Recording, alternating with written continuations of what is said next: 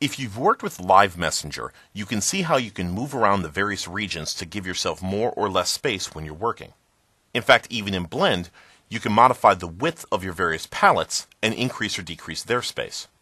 Let's take a look at how the GridSplitter works so you can use this same behavior with your users. I'm going to create a new project. I'm going to name this GridSplitters.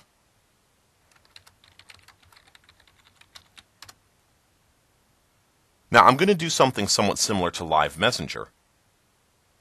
Let me grab my window and change the size a bit. I'm going to add one rectangle that represents where my text would be, one rectangle that represents where I would be entering my text, and a rectangle that represents my Submit button. Now when I press F5, I can resize my window, and everything moves around pretty much the way I want. But if I as a user wanted this box to be taller, I don't have anywhere in here that I can click and drag to increase my amount of space. Let's go ahead and add that next. Let me switch to my selection tool and give myself a column divider and then a row divider. Now I need to put down a GridSplitter. I'm going to go into my asset library, find my GridSplitter, and just drop one down. I'm not too concerned with exactly where it falls because I'm going to modify its properties over in the Property Inspector.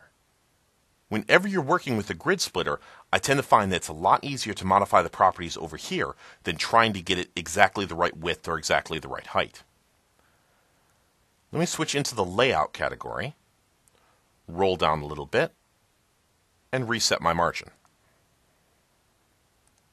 You can see as soon as I did that, the GridSplitter immediately jumped out to take up the entire width of that particular column. Now in fact, I want this to extend to the next column over, so I'm going to increase the column span to 2. So now my GridSplitter starts in column 0 and extends 2 columns over, so it extends into both column 0 and column 1. Remember that the Windows Presentation Foundation likes to start counting everything at 0, so my leftmost column is always going to be column 0. Now, let me add another GridSplitter here, and I'm just going to reset its margin the same way. So now, my GridSplitters are ready to go. When I press F5, I can drag this GridSplitter to increase the height of the grid, and I can move this GridSplitter to change the space given to both the text element as well as to the button. That's all there is to using GridSplitters, and in just a few moments I now have given my user the capability to modify how their screen looks. You may not like how this gray looks, but feel free to restyle and retemplate these GridSplitters the same way we did any other control in the Windows Presentation Foundation. And that's it for GridSplitters. So I'm done with this project. Let's go on to the next.